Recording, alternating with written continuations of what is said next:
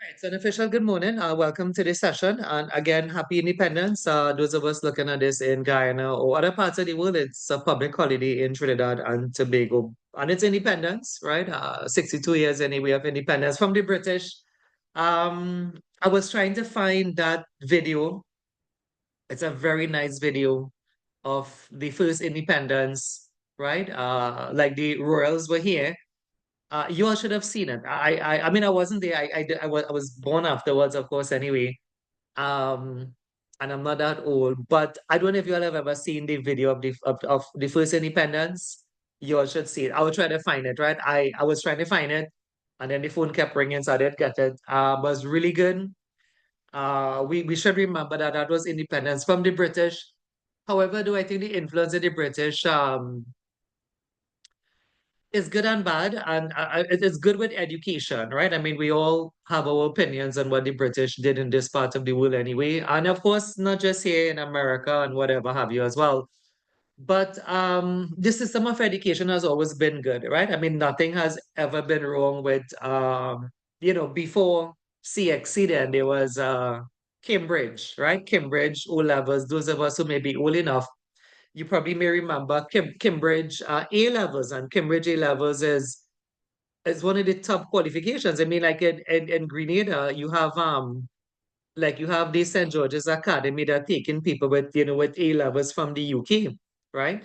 Of course, A levels now is what we call CAPE, which, in my opinion, still is not as good as the original Cambridge A levels anyway. The reason for saying that is that it's like NEBOSH, right? Like NEBOSH is recognized worldwide. Cambridge is recognized worldwide. There are places you can go then with the CAPE results or your CSEC results, like Australia and parts of Europe, and they wouldn't really recognize it. In fact, right here, it's like sort of saying to my Guyanese students here, like if someone was to come to you with a degree from an institute called UTT, UTT is a university in Trinidad, right? But most Guyanese, most Grenadians don't know that. So it's sort of like an unheard of university then, right? Nothing is wrong with it, but it's not as recognized, right? And of course, we know why we are here in NEBOSH from last week. I should probably ask you all a question, So here's a question, right? What does NEBOSH stand for? What does the letters NEBOSH stand for? National Examination Body of Safety, Occupational Safety and Health. You Morning. got the body part wrong. Anybody want to put in another word? But you got the National national correct. Board, I forget. Board, Patient right. Safety and Health. Okay, very good. So it's a board. Well, it first functioned as a board of an entity called IOSH in the UK. And for those of us, when you see my PowerPoint, I was telling you all the picture on this PowerPoint, if I can share it with you, I'll share it with you in a couple of minutes, right? That picture, I took it. That's a picture when I was in the UK. That's a picture of IOSH. I'll show you just now, right? I could show it now, but I have the thing up now. This picture here, this the front picture of your PowerPoint today, right? This is a picture that I took. This is a picture of IOSH. And they are the founders. If you look through carefully here, if you blow this up, you'll see these letters inside is actually IOSH. That's the entrance to the IOSH facility. So what is IOSH? IOSH is the Institute of Occupational Safety and Health, and NEBOSH was first functioning as their board. Of course, it's much bigger than that now. It's like the board, it's like the main brand for health and safety and stuff. But that is where they came from, right? And they have that sort of global recognition. We spoke about that last week in terms of being the number one brand. We spoke about things like, I might go back to the homepage. We spoke about things like brands do make a difference. We all kind of know that, right? We live in a world of brands. Brands do make a difference. Um, you know, brands say something then, and the creators of those brands, the Jordans, the Kate Spades, the Lamborghini, the BMW, like they would have attached a certain quality with their brand, right? And in the world of education, it's the same thing. There are many brands, but the NEBOSH brand is the number one brand, and it's not just the number one in England, right? So independence, yes, but the companies, when you look at the vacancies, here is an island. Grenada is an island. Guyana, of course, is part of a continent, but they are still asking for NEBOSH, right? It still is the preference. You're always going to see NEBOSH or equivalent, right? So that's the world we live in. I told you last year that I didn't create it. I am just the provider for it. It's like somebody selling cars. I didn't create, Nissan or Mazda, but I guess the dealers for the cars are selling those cars anyway, right? So you sell the brand that people want, right? And the vacancies from last week, you also asking for the NEBOSH. The only thing though is that it's a bit difficult to get the license. And you ever wonder how come Shadrach Safety Institute is the main provider? How is it that the University of the West Indies is not running NEBOSH courses? How is it that the University of Guyana is not running NEBOSH courses? And it's a bit more for us to do, when I say us, like a school, to get the accreditation. And I don't think much people want to do that. So therefore, on the island of Trinidad, you just have like three providers, and they don't do the same thing that I do. I do the main NEBOSH course. I don't do the spin-off, right? There's a spin-off of the NEBOSH, and there's one provider in Grenada that does the spin-off, but nobody goes further. Nobody goes into the NEBOSH diploma. Nobody goes into process safety, oil and gas, right? We are still the only one. And like I said, that's why hopefully you'll understand that. So that's why I am often traveling, right? Because it's not as if you look, I mean, if you look at my, like accounts, you probably would think I'm always, like eating or drinking, but that's actually after, that's actually after the trading, right? I mean, like literally the whole day is trading, right? The whole day. Remember in Grenada, 7 p.m. in the night. Guyana tends to finish a bit, actually no, Guyana finishes 8 p.m. in the night, right? So that's how it is. At the moment is one provider, one main provider. It wasn't like that. I think I shared that story last week. There was others, but the pandemic came and some people passed away. I think I mentioned that last week. And that's how it is today. So that's the world we live in, right? At the moment. Maybe one of you in years to come. I do have lots of students. Do y'all know? I know I shared a lot last week. Do y'all know? Like we have been around 15 years now.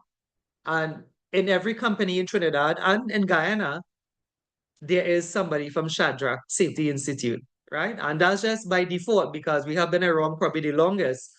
Like today, the head of OSHA was a past lecturer of mine, right? And there are many companies, Atlantic LNG, Desalcott, right? Exxon in Guyana now, Exxon, a lot of students, banks, which is, banks in Guyana. I won't call too much anyway, but they have Gisby, right?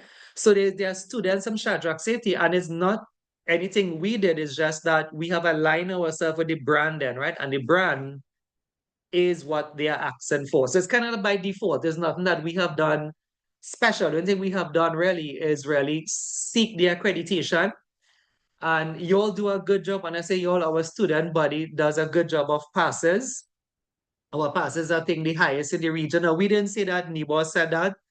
But it all depends on you at the same time. I always tell students, don't piggyback on the class that was here before. Guyana students tend to do well. This last batch I had, like normally the ladies do well. Janelle Lewis is a student in Guyana that did well. Afisha Burke, right? And but the last batch I had, two guys got the highest in Trinidad, right? Normally Guyana does it, but this time around, which was results was this month, in fact, right?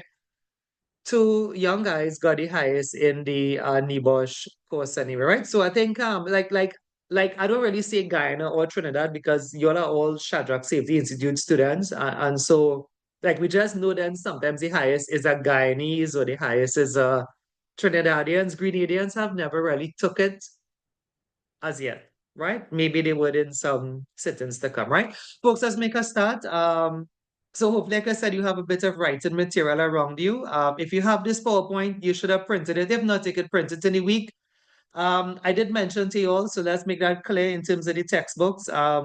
We mentioned the issue here that I guess the Guyanese would not understand, but you just have to listen to what I'm telling you, right? That Trinidad and Tobago has a limit. Businesses have a limit on how much we could spend.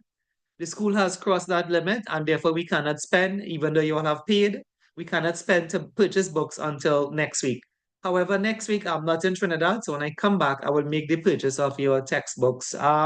You would soon realize, though I mentioned it last week, and you had it on orientation, that the exam is a comprehension, and because of that, the answers are really not in your book.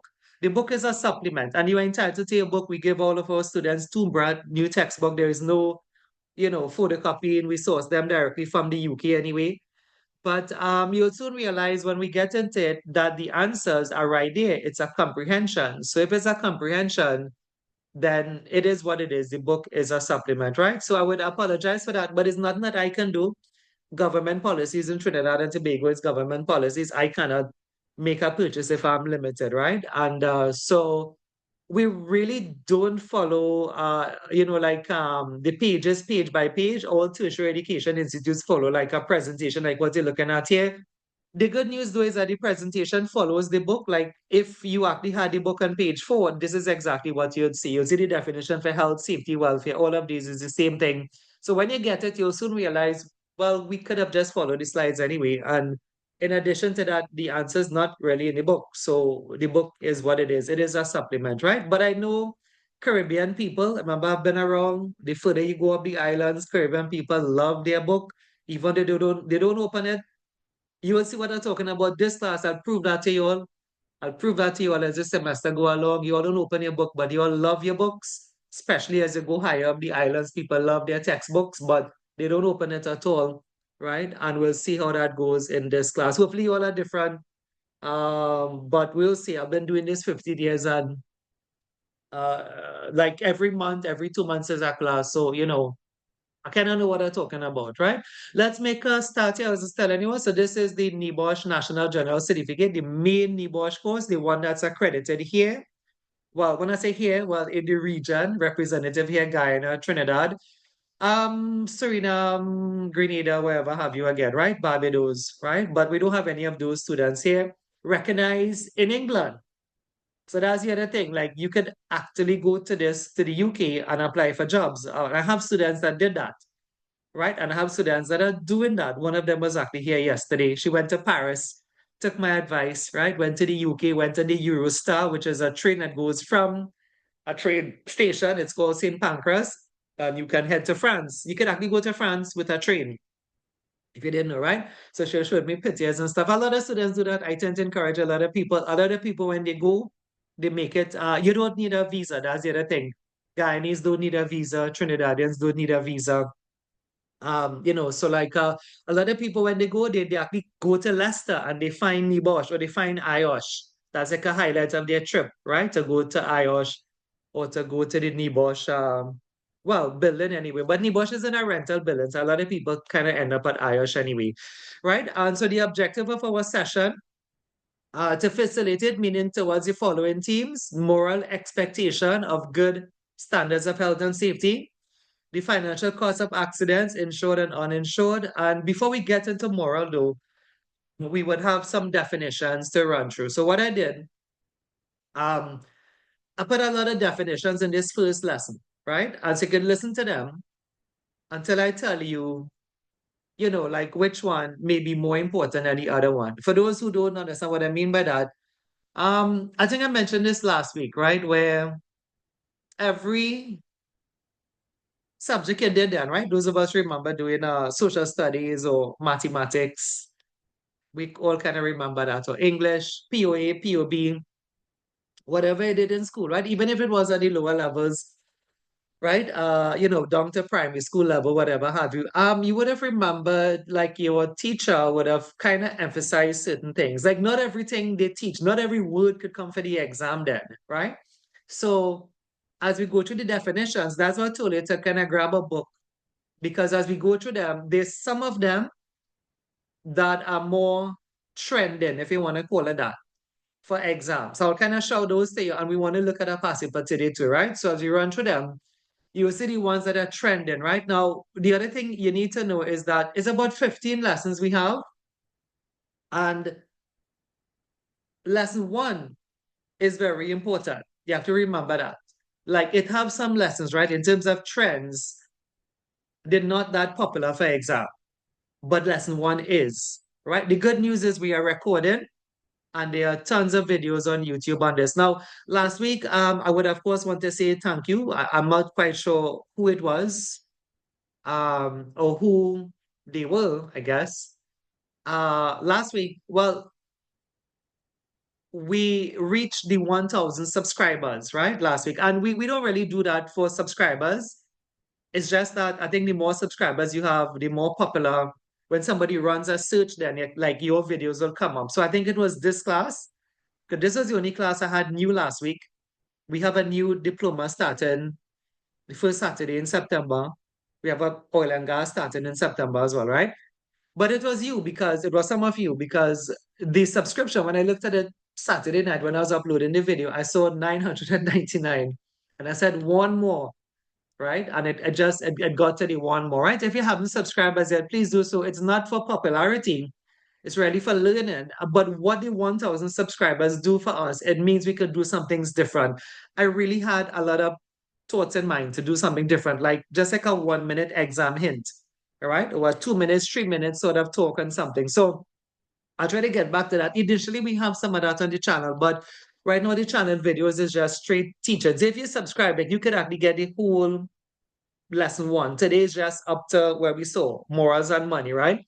But you can get lesson two and lesson three, and it's free on YouTube for now. For now, right? Later on, I think in my career, I would probably monetize it and put it on Patreon or something. But for now, it's free. If you haven't subscribed as yet, please do so you can get really good support there. And I do have in mind, I tell you, to do some, I'll go back. When I mean go back, because I used to do it before, like some 3 minute past papers, like hints, how to analyze a NEBOSH question, things like that were very popular before the pandemic, but kind of stopped it because of the pandemic. And, I didn't really take off until we started to put back videos on YouTube, and I think the subscribers started to grow from that anyway, right? All right, so do you have your pen, paper? Let's have a go. So the first definition is health. I'll go through about three one time, right? So health is the protection, we can say, of our bodies and the mind of people from illnesses resulting from the materials, processes, or procedures used in the workplace. So health is the protection of your body and the mind of people from illnesses resulting from the materials, processes, or procedures used in the workplace. So the first one is easier to explain. The student calling. Now, what if she's in this class? Actually, no, this man is not in this class. I guess I'll have to ignore him for a bit, right? I'll call him back. So the first one is easier to explain, right? Health is the protection of your body. So we sort of know that, right? Like you want to take care of yourself. In the company, we all went through the pandemic. The fact that we are here meant we went through that and we took care of ourselves, right? We tried our best. We would have washed our hands, we would have sanitized, would have done the temperature test. If you were in a company, maybe they had you do, the like the swab, right? The antigen tests, right? And it was all about the protection of your bodies. And even if you are, well, we all went through that. So that's like the most common example. But even if you think of it today and life has somewhat gone back to normal, you would still find it, like if there was dust or there was some sharp object around, or a worker was handling something that had some sharp parts there, you'd have to put on a glove, right? You'd have to put on the glove, you'll have to have a dust mask on. So health is still about the protection of your body. But what do they mean the mind though, right? Does health and safety really include protecting the mind? And the mind talks about, like your, and there's another piece to this, right? Which I'm not going to go into, right? I actually do have a degree in health as well, right? But the health here talks about, like your level of stress, your level of fatigue, your level of thinking, right? And for those who know that side of me, your mind is very powerful, right? We struggle with it every day. That's what it is, though. It's difficult to keep a thought. But if you hold a thought, they say it's very powerful, right? I'll say that again. So, what do you think about? And I'm not just talking about health and safety, right? But a healthy worker then means that you're thinking in a healthy way, right? And like, what do you think about, right? Your mind. Some people say scientists have done this. Have you all ever heard about those things? I'll mention them quickly, right? Um, I try it every day. Right now, if anybody have come to the office, you may have noticed I have some strange music play. Like right now, I have one on, right?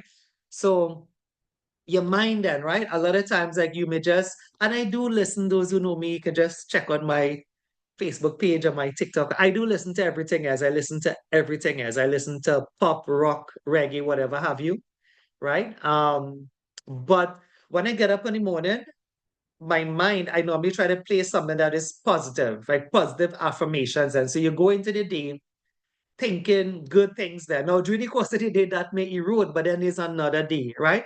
So health is also about that. Health is about your thoughts, right? And when we say health and safety, we are saying too that the company must ensure that your safety is taken care of, but also your health. And we're not just talking about your body, we're also talking about your mind, right? So if you're wanting to do companies do that, probably not as much as they should. And maybe that's why I'm saying you should do it for yourself when you get up in the mornings. However, you pray, right?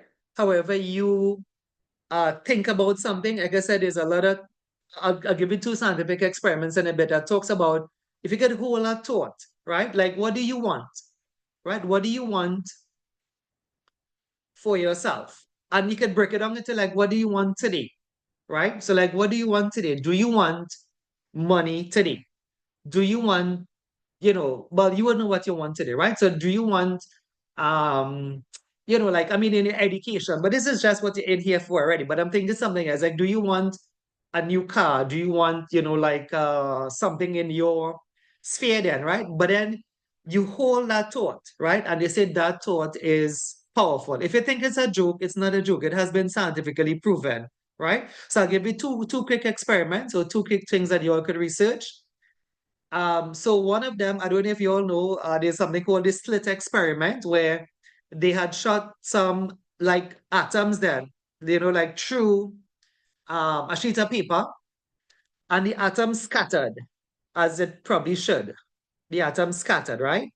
However, when an observer, somebody went and looked at it like through like a high power electron microscope, the act of looking caused the molecules not to scatter.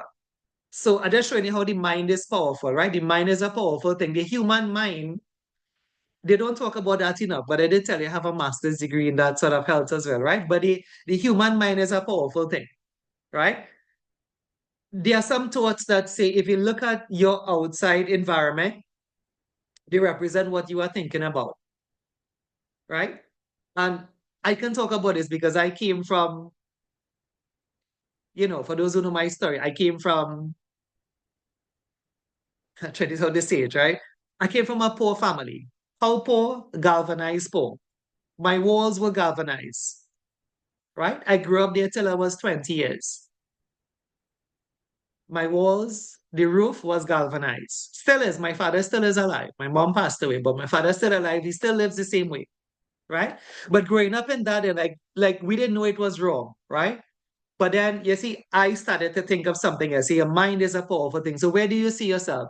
So do you see yourself in a better job, right?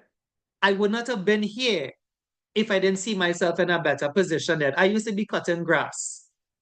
And I'm not talking about with a waka, right? I'm talking about so you all know what the cutlass is, right? Like the swiper, there's a stick. I still cut.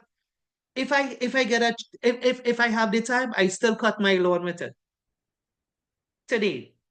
And I have a big house today, right? But I still cut my lawn with it if I get a chance. And people will pass and say, this is strange, right? But when I finish cut, it does look really good. It sometimes look better than somebody who cuts with a machine. So I used to cut grass around Petrotron buildings.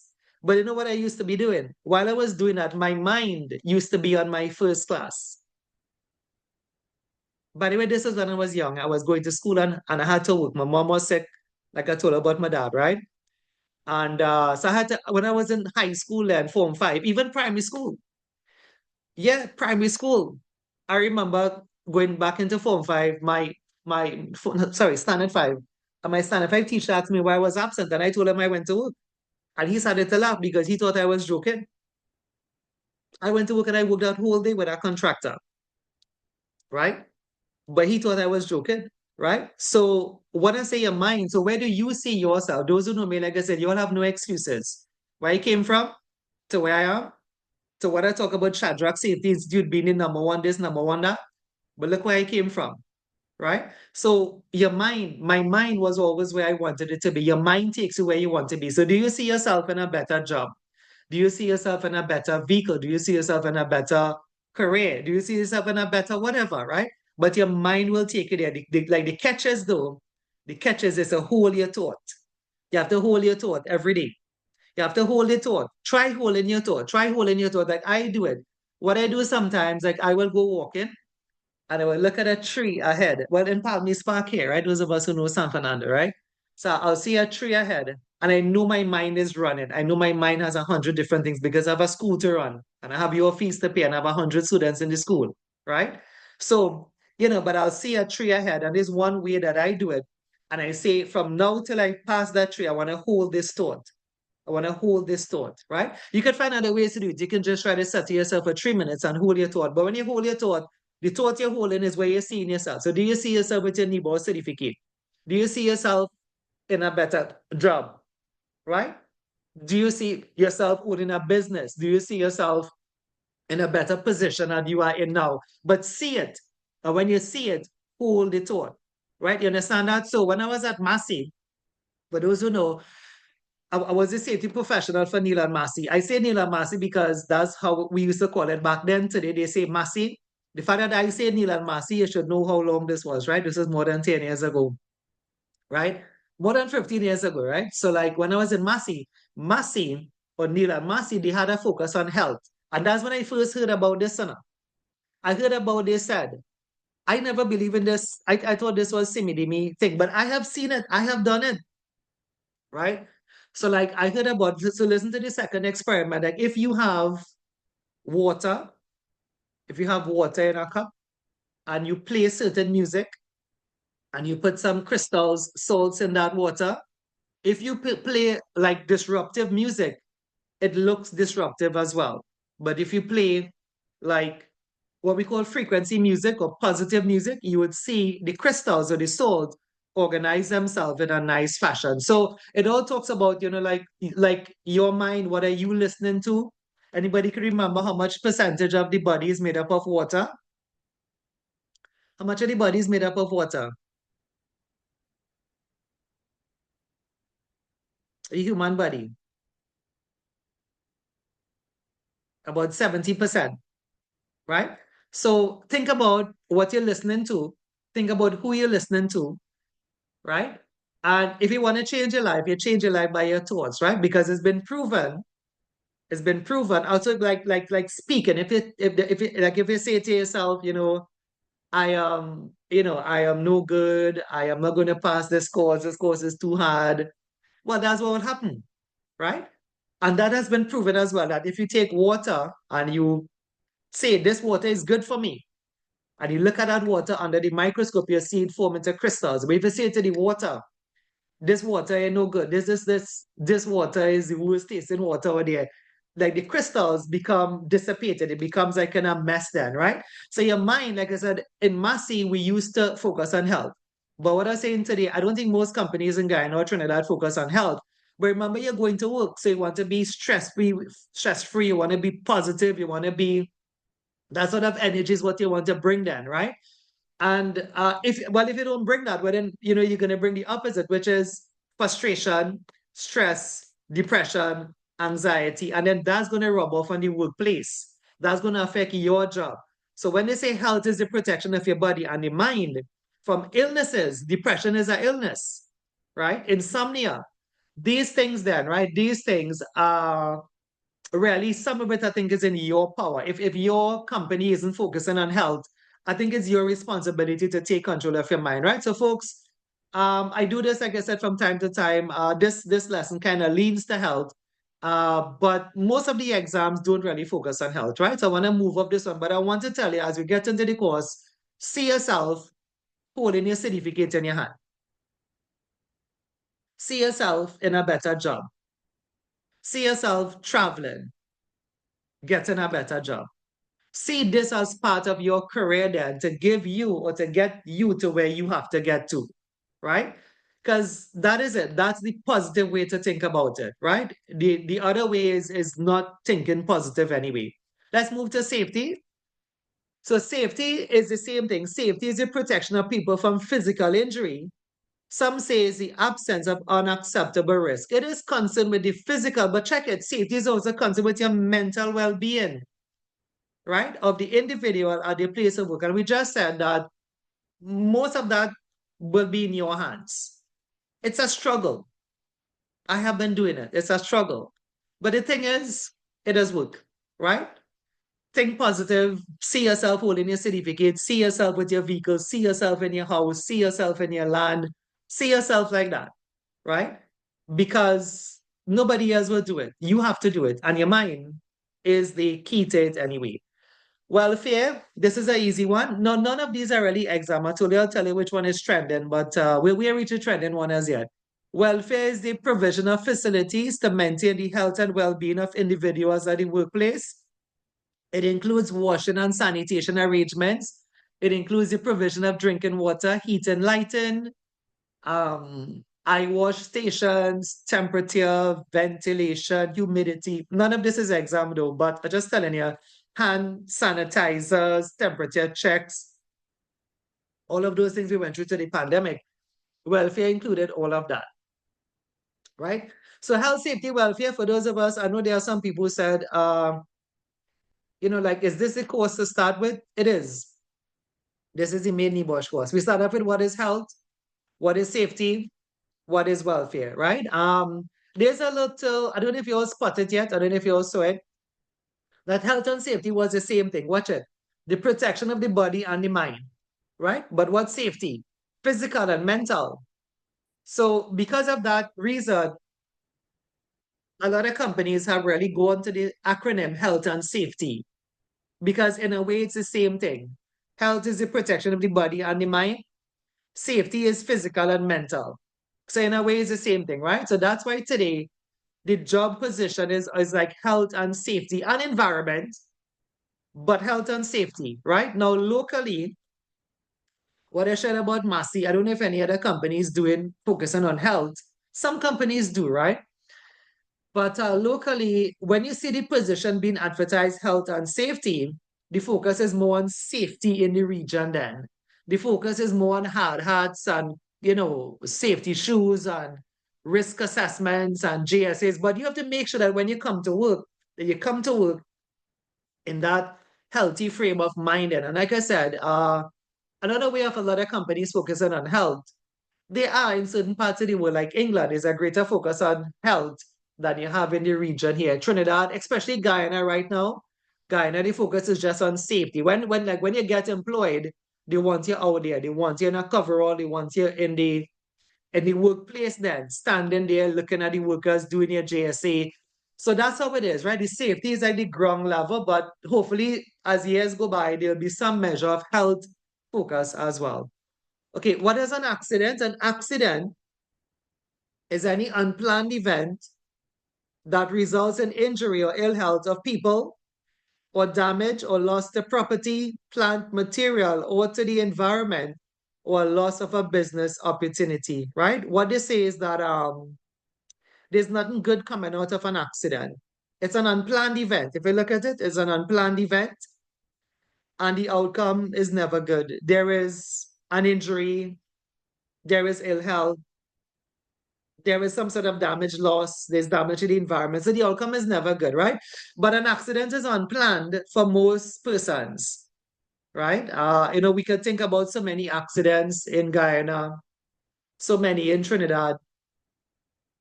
Always, of course, to be thankful for life in both countries, because there are lots of road fatalities. This week in Trinidad, there was one, right? I don't know if you all saw it with the truck, right? And then this is not counting crimes. There's always, while you're here to be thankful, but like I said, those persons who, and then there are people that survived. There was an accident on the Mosquito Creek yesterday, which is in Trinidad. I'm sure they would be in Guyana too. So those people that survived, they will never tell you that they planned that. It's not as if you get up in the morning and you say, okay, I'm going to plan to have an accident and break my foot and hand and back. So an accident is always unplanned and the outcome is never good, right? Let's go again. What is a near miss? So this is an incident or any incident that could have resulted in an accident, knowledge of near misses is very important, as research has shown that approximately for every 10 near miss events at a particular location in the workplace, a minor accident would occur. Going back to the top, a near miss, a near miss, a near miss, right? By the name of it alone, you should know what it is, right? A near miss. This is any incident that could have resulted in an accident, but it didn't, right? So an EMS, I would not talk about the road fatalities. I'll talk about something simpler. So an EMS is like you were walking to your workplace or maybe at home, God forbid, and you slip, but you didn't fall. You got back your balance. Maybe you made a skid, as we say, you skid, SKID, but you got back your balance, right? So in relating that, if you were reporting that to your supervisor in the company, maybe there was moss on the floor, right? Moss or water, whatever. And if you were home and you're relating that to your parents or loved one, you will tell them, I almost made an accident. I almost fell. Now, if you almost fell, what you had there was what you call a near miss, right? So a near miss, this is any incident that could have resulted in an accident, but it didn't. You got away, which is why they call it a near miss, right? The statistics say for every 10 near misses at a location, they would end up being a major accident, right? So for those of us who work here, I want to add something here. So I don't know if you want to write, but this may be the first thing that is additional. As I said, these definitions here don't, well, it's not trending, and I think that's the thing to say. Health is not trending for an exam topic, nor is safety. But it was to understand it, right? That health and safety is protecting your body and your mind. Your body, yes, with your coverall, your heart, but your mind too, because you want to be in that positive state. There's no other way to face life anyway. And if you're facing life the other way, they need to change your thoughts, right? But in terms of something relevant here now for exam or even for the real world, I think this is important because those of us who are working, right? The companies that you work for, they place a heavy emphasis on this. What do I mean by this? A lot of companies place a heavy emphasis on you reporting near misses. Do you all know that? There are many creative programs to capture near misses, right? The most common program is something called STOP, STOP. It's like a card. It's like a pocket card. There are companies that have it digital, meaning if you have a laptop, you can go on the company's internet and you log what has happened, right? So I'll say that again. Companies place an emphasis on workers reported near misses. Anybody could tell me why? The answer is on this slide here. Why do companies place a big emphasis? And I'll tell you what I mean by big just now. Why do companies place a big emphasis on reporting near misses? Why do they want it to fill out a card with it or log it on our internet system? To prevent the accident. Very good, very good, right? So to prevent the main accident from happening, right? So there are companies that take this very serious, and those of us in the region here. You know, Trinidad is a little bit more advanced in the health and safety than Guyana, but Guyana is exactly coming up, right?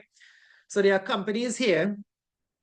If a hammer or a tool or a pipe falls from a scaffold and no one is around, no one is walking by the scaffold, but the pipe fell from the scaffold, your company and your workers are going home. That's how serious some companies are about near misses in Trinidad.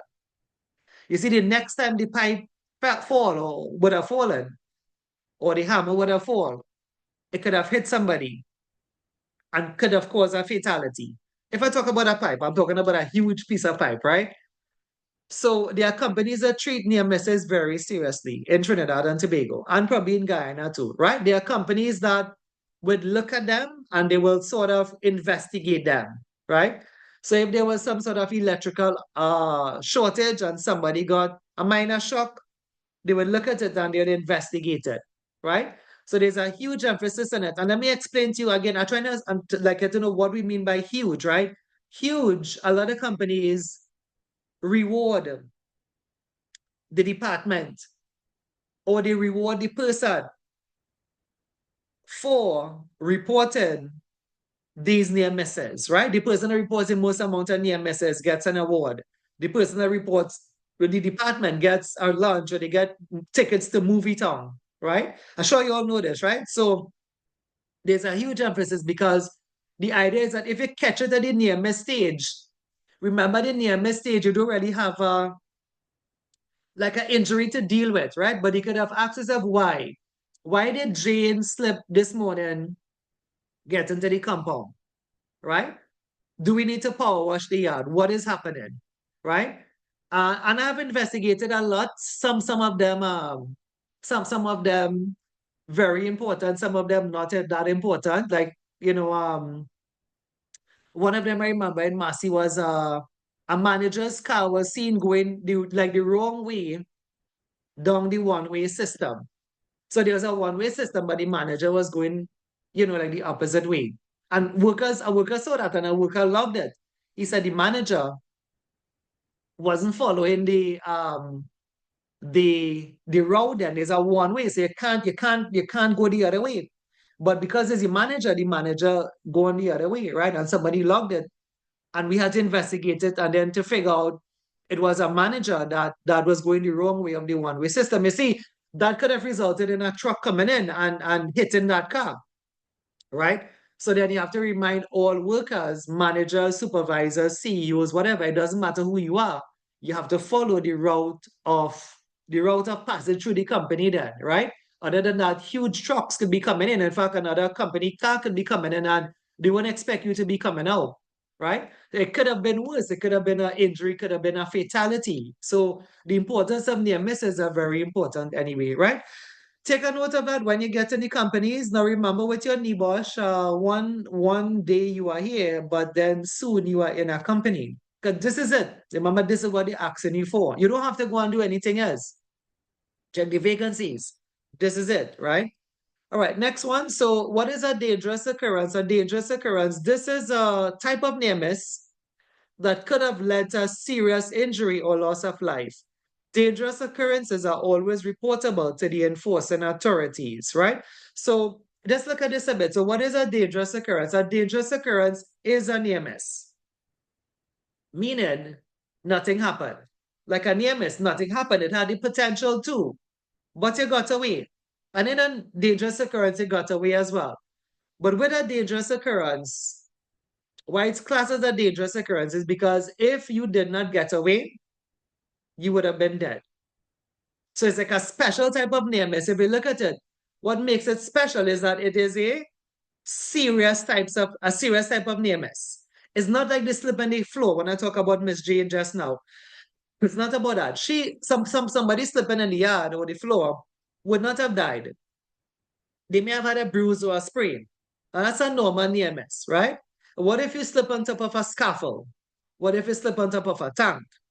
Right? What if you slip on an offshore platform overlooking the sea? Right? And you were not wearing a harness because you're not supposed to, but you slipped there. Right? And so you still got away because remember, in a dangerous occurrence, you got away, you slipped. And then the next worker held you because if they didn't hold you, would have gone overboard. Right? And so when you're reporting that, what you have to say, yes, it's a near miss, but it's a serious near miss. And they refer to that as a dangerous occurrence, right? Think back to society, think back to some road traffic accidents that people survived, right? Think back to maybe if you're in the workplace, a worker that may have been in a vessel, but unlike the one we have in Trinidad, that they got away, right? They got away. They were not injured. There are some accidents where a vehicle could have overturned, did a 360, and the worker came out. I know a worker like that. Complete 360 from one side of the highway, the northbound, no, the southbound to the northbound with a van.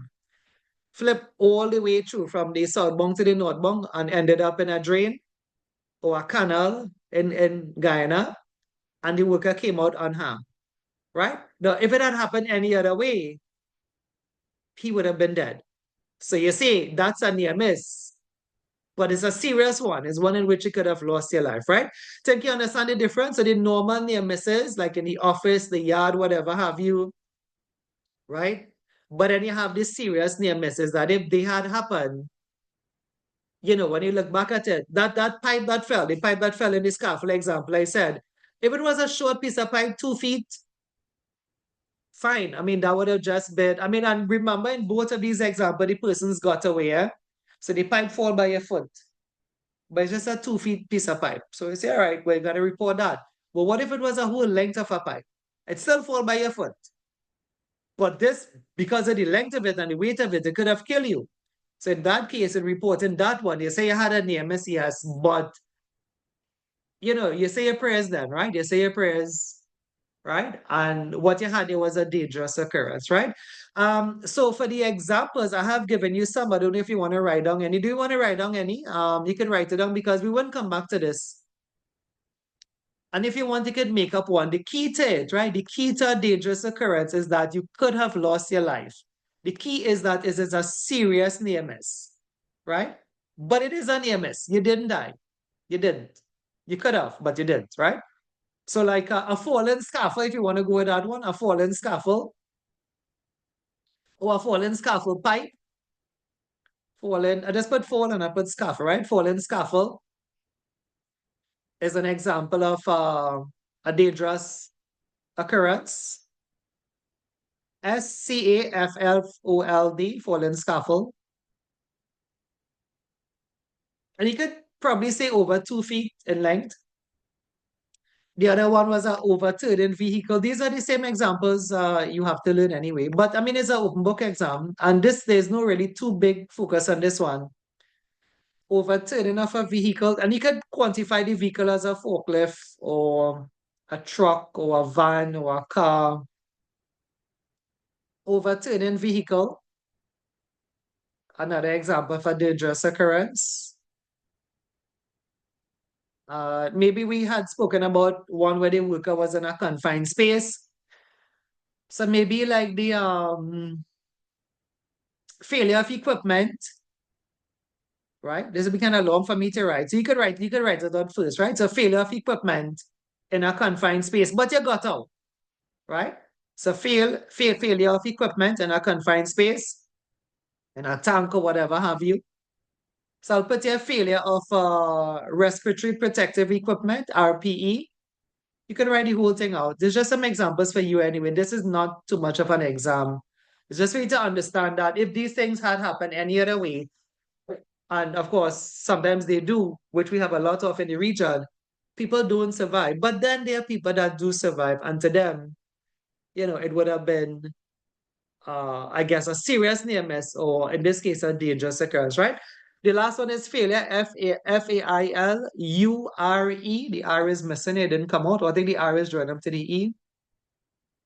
Failure of equipment, such as respiratory protective equipment, RPE, in a confined space.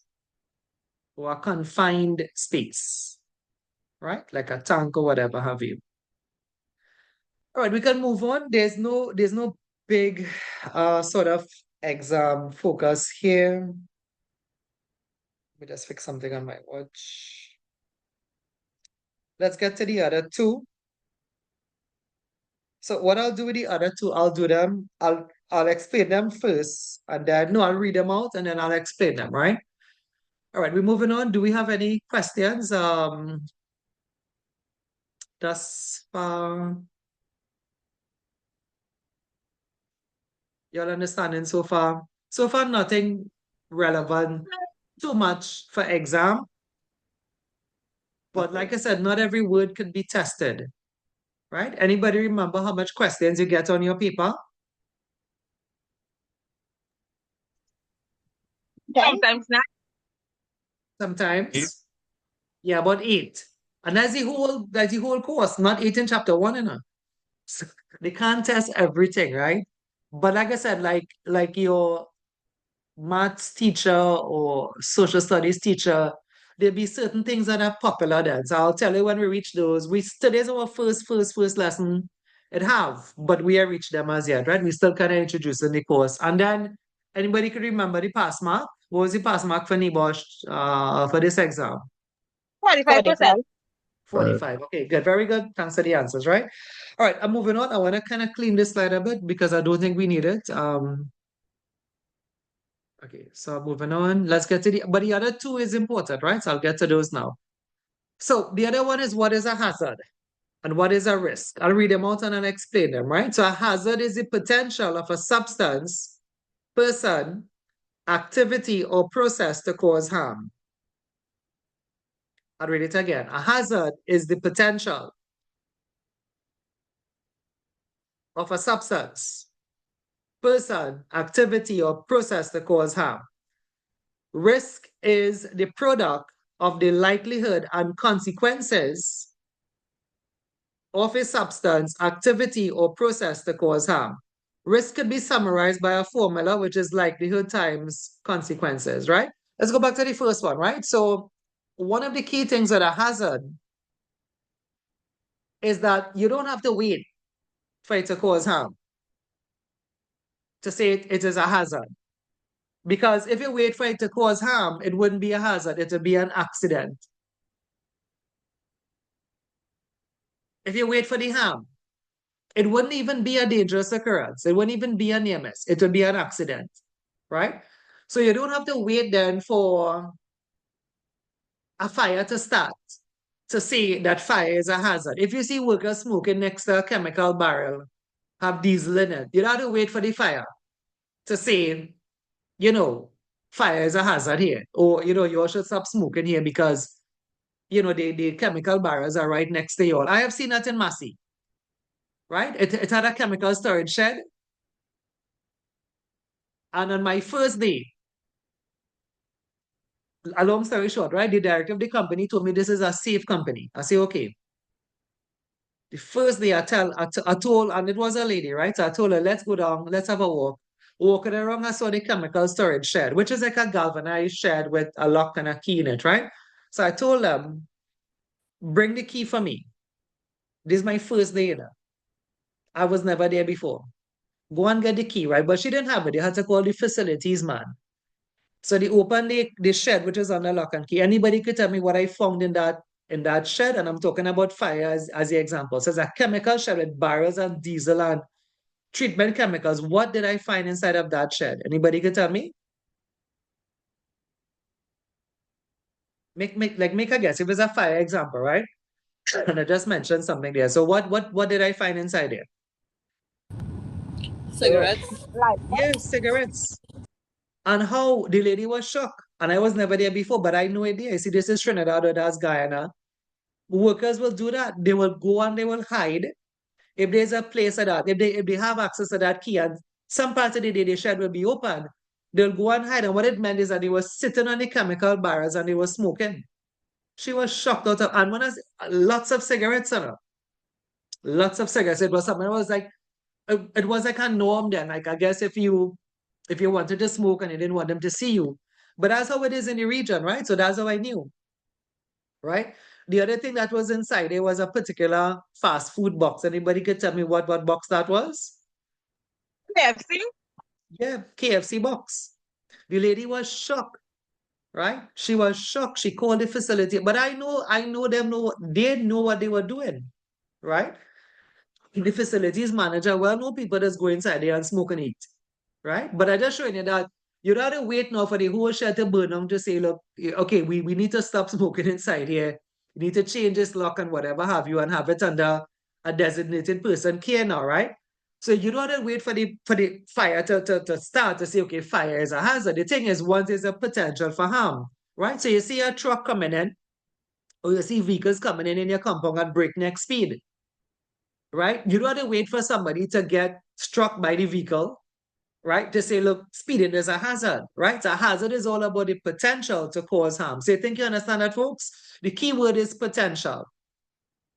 Tell me if you understand. I want to get to the next one. Yeah?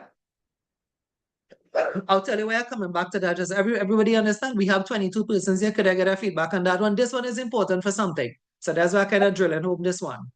You think you understand that you don't have to wait for somebody to get struck in the eye with a flying particle to say, look, projectiles is a hazard. You don't have to wait for somebody to start complaining about, the machine noise irritating me, holding this thing running. You don't have to wait for that. You don't have to wait for the complaint.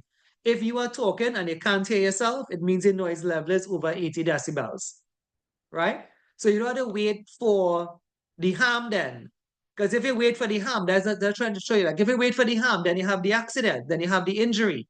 And in that case, it's no longer a hazard. It is now the person that said that they got struck by a forklift. But that's not a hazard anymore. That's an accident, right? It's too late. It's not too late for everybody, but it's too late for that person, right? That person got struck by the forklift, right? All right, kind of keep this in mind. I want to come back to this, but I want to break down this one here for you. So what is risk, right? A lot of people in the companies, they don't know the difference between hazards and risk, right? So somebody will say speeding is the hazard, but then somebody said, no, the risk is speeding. And then somebody say, well, noise is the hazard, but then they say, no, the risk is noise. So what's the difference, right? Listen carefully. It's not really an example, but it's something for you to understand, right? So risk and hazard is not the same. It's not. Of course, if the worker on the ground level says the risk is fire, I guess you understand what they're trying to say. But the truth is the risk is not fire. The hazard is fire, right? If a worker comes to you and say, but the risk here is dust or whatever, right? But you kind of get the picture what they're trying to say. You are the educated one and you are learning the difference today and now. But now, so you could just understand that. You don't have to correct them. You can just say, yeah, okay, come now, and let's see what it is you're complaining about, right? But hazards and risk is totally different, right? So if you want to get the difference, I'll tell you it now. So I'm just waiting for you all to tell me when you're ready, right? I'll give you a very simple explanation that you could understand and hopefully that you remember it for the rest of your life in safety, right? So the thing is this, right? Hazard is like a word. So if we stick to noise or we stick to struck by or we stick to projectiles, let's stick to struck by. Like you're getting, well, hopefully not. I mean, this is an example, right? So somebody being struck by a moving vehicle. STRUCK, struck by, is a hazard, right? Noise is a hazard too, but that's how I'll go with struck by, right? So hazards are described by words. Hazards are like a word or words. Sometimes it's word, like noise is a word. Fire is a word. Fire is a hazard. Electrical is a word, right? But sometimes it's words like hazardous substances, right? Struck by, kind of like two words, right? So hazards are like descriptors. They're like words. But risk is, what is risk? Risk is like a rating scale. Risk is like a number. So that's the difference. Risk is like a number on a scale of 1 to 25. Yes, they actually have a scale, like a market scale. Risk is like a number on a scale of 1 to 25. How likely, that's what you're seeing down here, how likely you think the hazard would actually occur? And if it does, what will be the consequences? So risk is a number. So what I mean by that, risk is like 20. So the risk of somebody being struck by it could be 20. Risk is a number. Hazard is the word. So this would be like 20 or 25. Right? The risk is a number. It's the product. If you multiply these two things here, they say the likelihood and the consequences, you end up with a number. I'll show you one just now. Right? The final thing though is that you end up with a number. The number tells you the closer to 25 you get, it ends up being high risk. The closer to 1 you get, it ends up being low risk, right? And as a safety, if something ends up being high risk like this, anybody can guess what you have to do as a safety? If they say the hazard is fire, and when you get down to the site, you saw what I saw. You saw cigarette box, KFC boxes. The barrels are highly flammable. But then you say the hazard is fire, but the risk here is 25. But having done that, they call it a risk assessment. Having done that assessment, what do you do from there now? What did I do from there? What do you have to do as a safety? Okay, report it and correct it. Anybody else? What do you have to do? Anybody else? What do you have to do as a I safety? guess do up a STS. Okay, there's something else you have to do. What did I do with the chemical storage shed? What what did I say I did?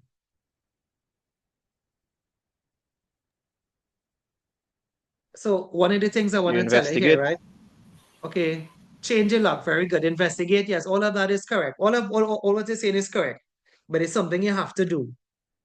And I will kind of drive home this point now, right? As a safety,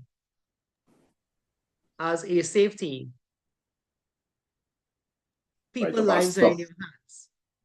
Yeah, as a safety, people lives are in your hands. If you do your job, it could save somebody's life. And if you don't do your job, it could cost somebody their life. You know when that happened to me? I'll give it a story another day, but I remember somebody told me that when I was now getting into safety, remember I tell you I didn't drop in this chair, right? I told you I worked through contractors, worked on study part-time. Today I have 3 degrees, right? And but I wasn't always a safety now. And I at first too, like you, I probably didn't think everything was important, right? I got into safety later. I got into safety in my 30s. Yes, I had a whole life. I actually call it my past life. If you ever hear me say my past life, I was actually a technician in a pump technician in a company, like a process technician. I got into safety late, but it wasn't too late because look, I'm here now and this is making 15 years in it, right? But what I'm trying to say is that like like somebody told me a time, like one of my first safety jobs, the person said, "Oh, so you are the guy that our lives are in your hands." And then that kind of hit me then because then I say, wait now, they really feel that I took a job. Remember, I told you where I came from. I didn't drop into safety, but 15 years in the business has changed a lot, right? But I did it for a job. I'm really looking for employment at first, right? But when they said that, it kind of struck me that that okay, they are really looking at me to take care of them, right? So what I'm saying is that when we say they were smoking next to the chemical barrels, you have to stop them. Because if you don't stop them and there was an explosion inside it, then they will be dead. And then their death may be on your hands or your head, right? Then you have to live with that. If you could. Most people do. Trinidad and Guyana, most people live with it. But then some people have a conscience, right? So if the risk is high, let me get back to this. If the risk is high, I'm telling you this, your job as a safety is to stop the job. Yes, as a safety, you have to have what they call a certain amount of backbone, right? You can't be everybody friend. If you know some safeties, you know they're not everybody friend. But what you're doing, you stop them in a nice way. You tell them, hey, we have to stop this. If it's somebody in a scaffold doesn't have their harness, you have to stop the job. You have that power as a safety. Do you know as a safety, you have the power to tell about stopping the CEO, the man who going on the wrong way of the one-way system, right? So you have to stop the job. I know you do it in a nice way if you're like me, but you do it in a stern way that you don't give them an alternative. You tell them, okay, you're going to put a stop to this job. We're taking that man down from the scaffold, ask him to come down. The work cannot continue, right? Until he comes down, you're going to have to probably do a little, education with him to tell him, why it is he should have had on a scaffold, a harness in the first place, right? You may have to, that may take about an hour and a half before you let that job continue. Some people wouldn't like that. Massey never liked that. It didn't stop me. Some companies like it. Do you know that? Some companies like Atlantic LNG, a lot of companies out there, Proman, a lot of companies out there, they like it when you save them. You all want to know how I know that? I know that. Atlantic LNG, right? I'll call the man first name. So you know he's a real man. Next thing you feel like making up stories, right? The real man name was Terrence. I won't tell you his last name. He stopped someone, which is an Atlantic LNG worker, from going into a vessel that was purged with nitrogen. right? Now, in some companies, they may have pull him over the coals for that and say, why yes, he stopped production, he stopped the whole operation. Terrence, do you know what Atlantic LNG did? Those of us, that's a big gas plant in Trinidad, one of the biggest providers in the world, in fact.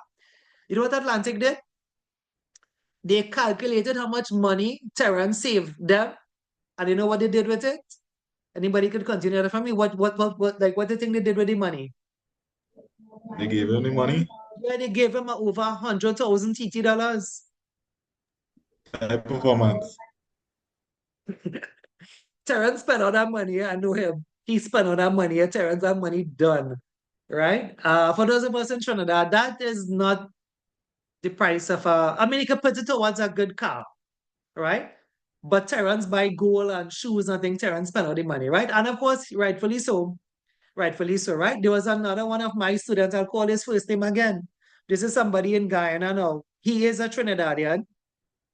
He stopped an unsafe job in Guyana. I wouldn't call the company name, but it starts with N for those of us, and it's just 4 letters. Those of us in Guyana, right?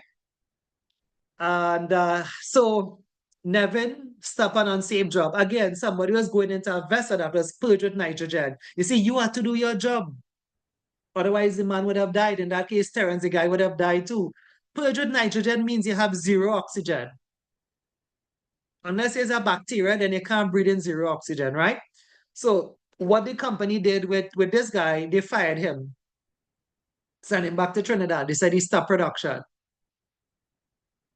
right? Not every company is the same as what I told you. Every company is different, right? However,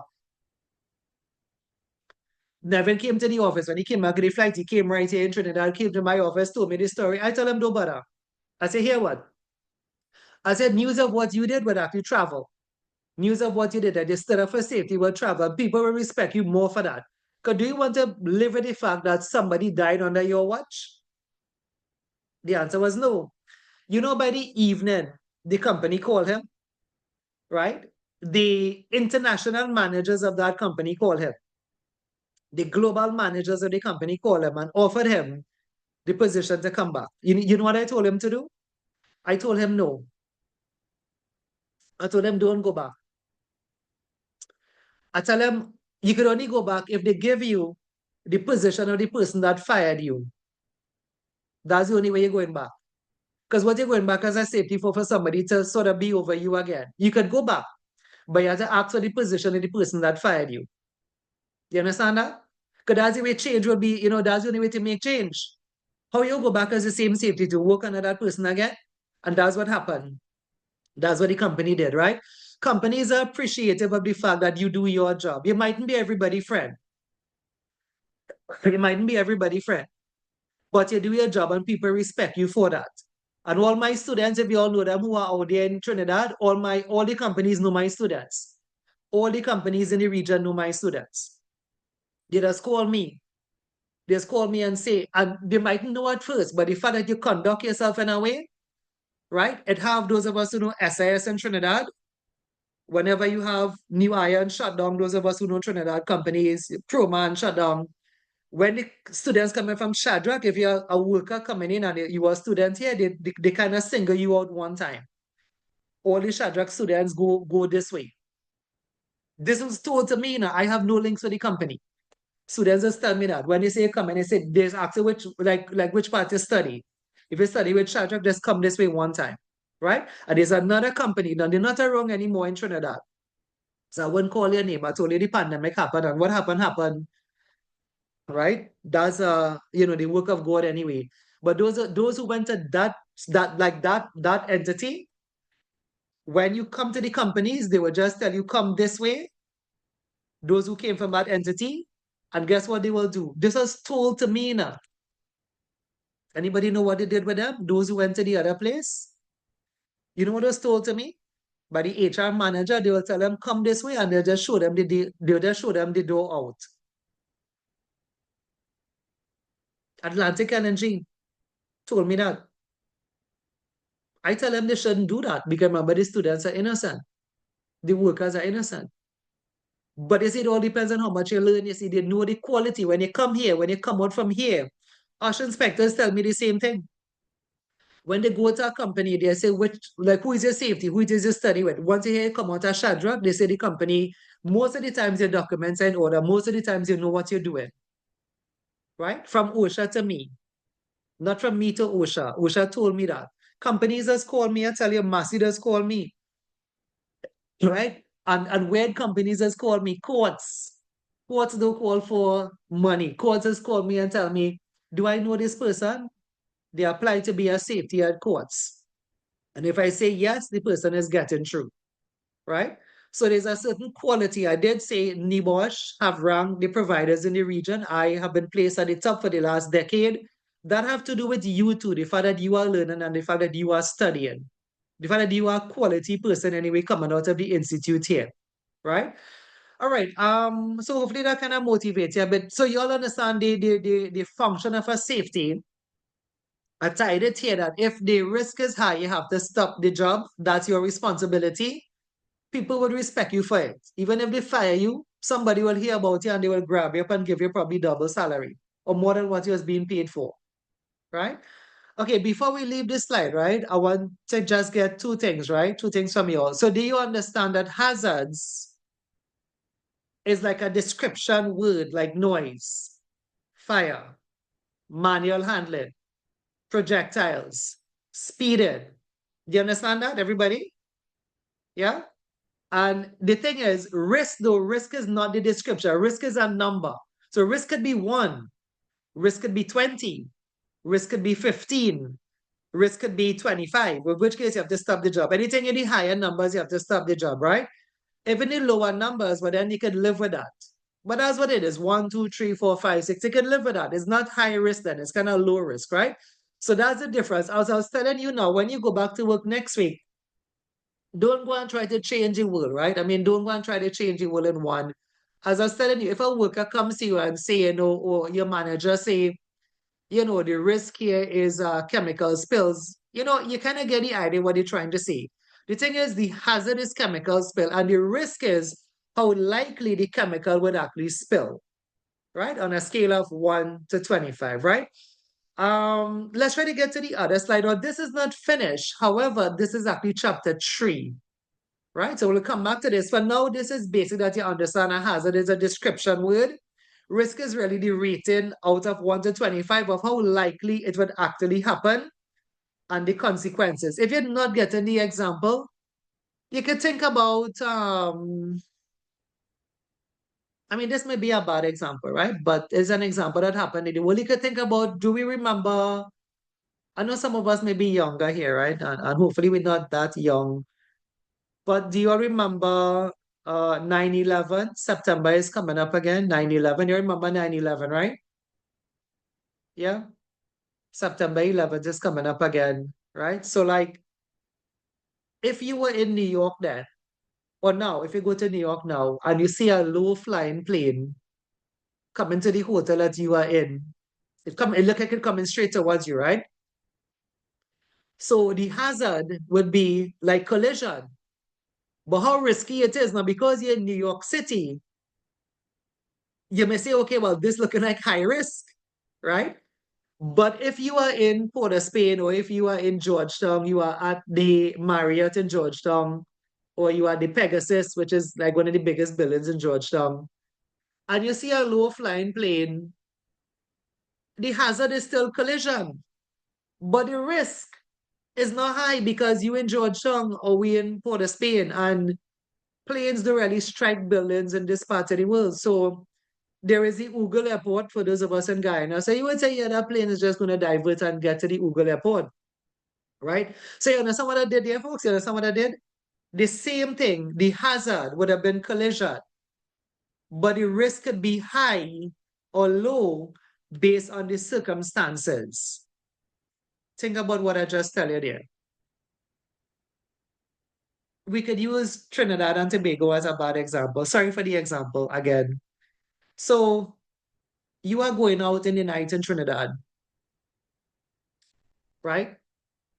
And you feel as if you are walking along a paved area, right? But you feel as if somebody is, you hear some footsteps behind you. So the Trinidad mind is thinking, okay, this doesn't look good, right? But then you in Georgetown, you're walking on the Broadwalk. You're walking by the seawall then. And for those of us in, well, you know, Barbados or Grenada, so you're walking and yeah, you hear footsteps behind you, but that's nothing. Because you know there is no, the person that's just gonna pass you. The footsteps are here in the seawall then, right? When you're walking by the seawall in Georgetown, they're just gonna pass you and go. You really don't think about crime that much anyway, right? But it's the same thing. The same hazard is crime in that sense. But it's how likely is it based on where you are at? Think you understand that? So the plane in New York, it's still collision. The plane in Trinidad or Georgetown is still collision. But then how likely is it? It's not very likely based on if it didn't happen before. So the point is here, see if you understand that the hazard will be the same, but the risk could change. Think about a man on a scaffold, if you don't want those examples, right? And then all of us, it started to rain. The weather changed. So fall from heights was always the hazard. But if it did rain now, and the person will go back on the scaffold, means it's wet, the ground is, soft, the chance of falling then is going to be higher. But the thing is, the hazard is always fall from height. But what has changed is the risk associated with the hazard, right? Folks, let me just do one more again. I've taken all of this off. I've given enough examples of this. Hopefully, that you all got it. NEBOSH is not too big with it. They have had one past paper with it.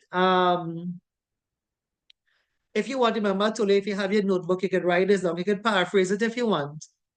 So here was the past paper. The past paper had asked, or said, let me say said first, that there was a worker working on an abrasive wheel, which is like a grinder. To grind metals down there, right? They call it an abrasive wheel. And they wanted you to calculate the risk of the worker or to the worker using the abrasive wheel with the guard on. The guard is like the protective covering over the wheel, and then with the guard off. That's how simple that question was. Right? I'll say it again. There was a past paper, only one, that they asked to calculate the risk to a worker who was using an abrasive wheel with the guard on and with the guard off. So you get back to the formula, like with the guard on, likelihood by consequences. We didn't do much of this, but likelihood by severity. And you could just put the lowest number is 1, because with the guard on, it's not that high risk then. So 1 by 1 is 1. Now you could put 2 here if you want. 1 by 2 is 2. 2 is still low then. On the scale of 1 to 25, if you draw a number line 1 to 25, right? 2 is very low on the scale. So anything in low numbers would have been correct. And then with the guard off, you work over the calculation again, likelihood by consequences. With the guard off, the likelihood may have been 5, right? The consequences may have been 4. Now, why I say 4, you wouldn't really die from abrasive wheel, right? Your hand may be, finger maybe, whatever. But you wouldn't really die now, right? But 5 by 4 is 20. 20 here will be out of 25. So this is classed as high risk. So this one will be high. I'm just going to put the letter H here. This one will be low. You put, the letter. We can write out the thing, right? Low. But for now, I just put in H for high, L for low. It wasn't a hard question. Look how simple that was, right? No big set of maths, no trigonometry. The highest you have to come to in safety is 25. I'll say that again. The highest you have to come to in safety is 25. And the most you'll have to do is your 5 timetables. But this is an open book exam, so feel free to check. The most this will be is 5 by 4 or 5 by 5, 25. That's the most it will be. Excuse me, sir. Yes? It is calculated just using the risk matrix. Correct, yes, yeah. But that is chapter 3 of the textbook, and we still on the first. If you had your book, this is page 1.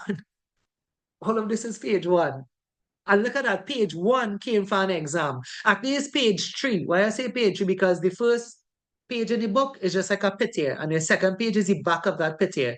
So the real page is the same thing I put on the slide here. But as I say, lesson 1 is important. Today's lesson is important. Right?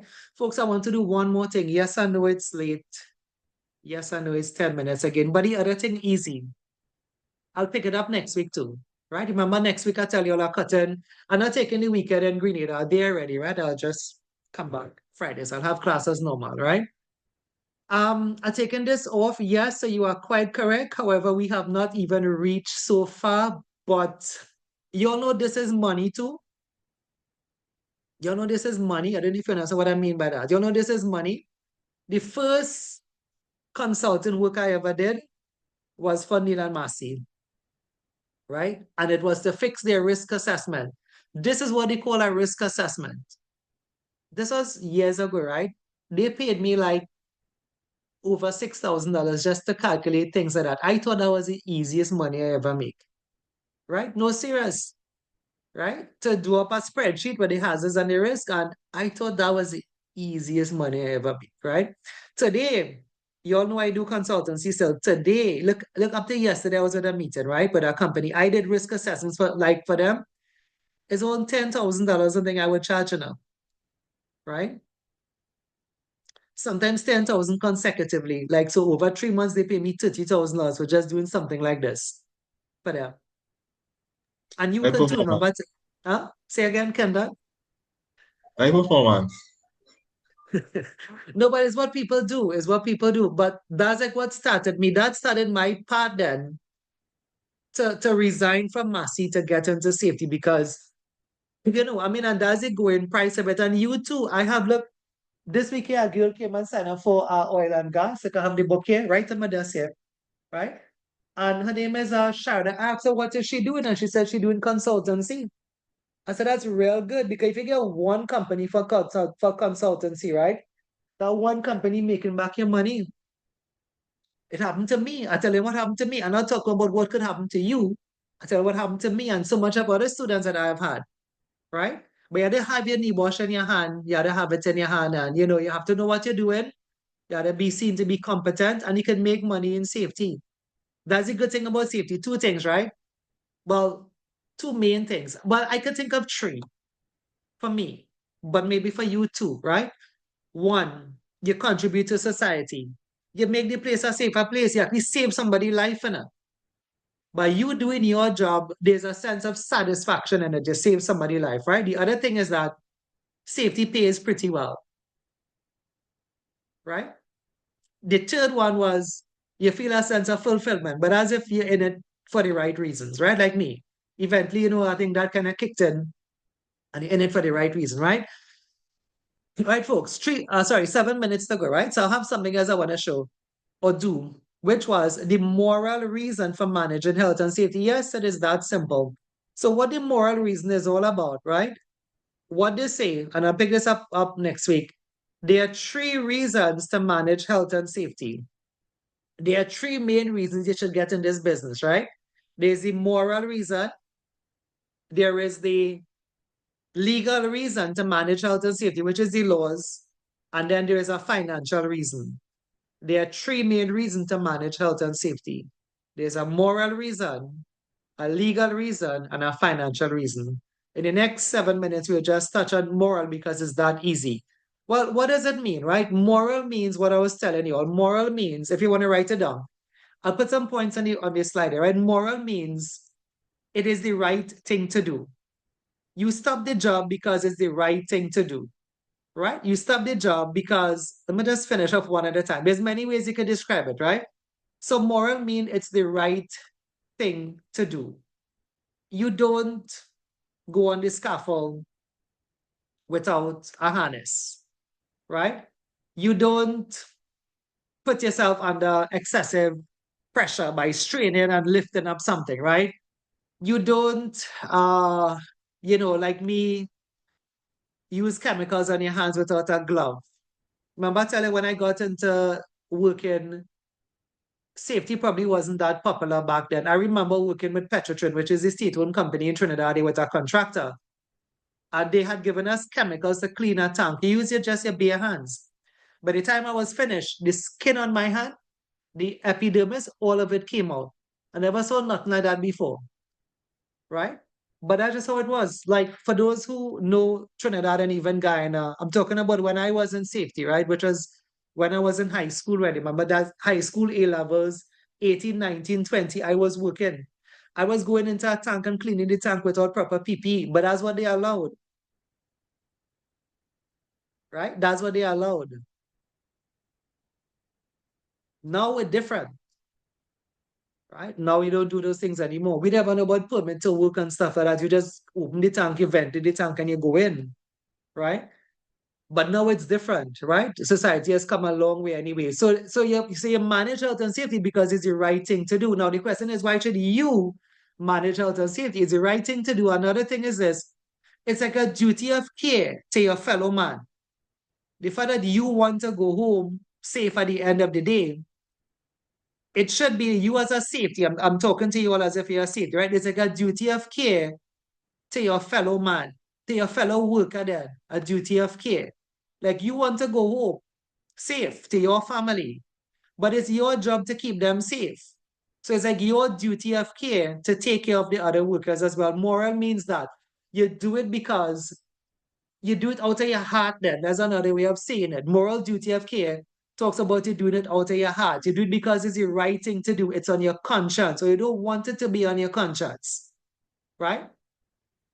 Think you understanding this, folks? So why should you manage health and safety? Why should you stop Frank and even if Frank vex, Frank cursing, you talk to him nice, you say, Frank, you want to go home, your loved one home, Frank. If you don't have a wife, your father, your mother, your brother, your sister, right?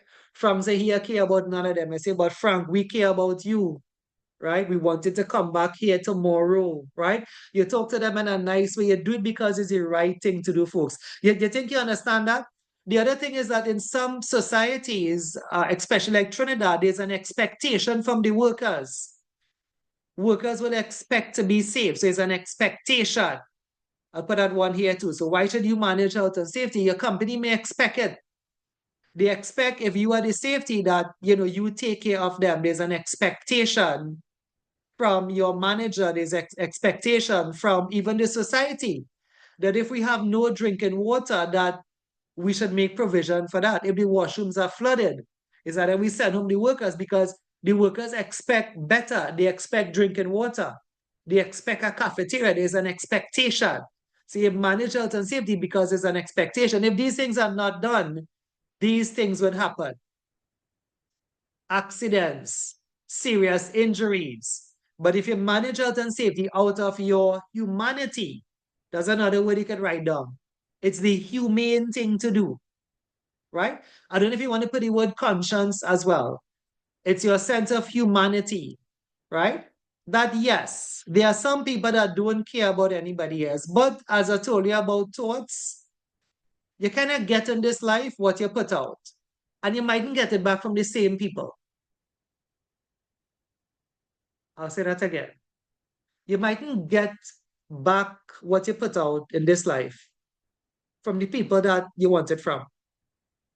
So you put out your heart for the company, but you mightn't get it back from them. But then God have a way. You'll get a next job. And everything you was looking for in the job that you was putting out, they're supporting you now. They raise your salary, they are your support now, right? Life is like that. What you put out is what you get. So put out your best, and your best will come back to you, right? So I'm going to end the lesson here, folks. Moral reason to manage health and safety. I think it's really one of the main reasons why. Now, next week we'll talk about monies and stuff, right? Safety pays pretty well. I'll tell you where to go, where not to go and stuff, right? But I think at the end of the day, as I was telling you all now, there's a fulfillment in knowing that you save somebody today. The person probably vex, company vex, but you save their life and they will realize it and they'll come back and thank you. Talking from experience as well, but it's another story, right? Or stories. But do your job and do it because it's the right thing to do. Do it because at the end of the day, human life is important. So do your job, not just because it's paying well. And yeah, there's a law. If you don't do it, you may get a fine and stuff. But do it for you and do it for them. And the safeties who are genuine, people tend to know them. People tend to respect them. The same Frank that was giving you trouble will turn around and be your best friend because you saved his life. And again, that's another one from experience, right? Folks, I'll stop there today. If you have any closing comments, you can let me. I am finished. Of course, like I said, do enjoy the rest of your holiday. whatever you all do, just be safe with it. If going out, right, etc. Let me try to find your register. I'll stop the recording here in case anybody wants to say something off the record. But what I'll tell you is that what we did here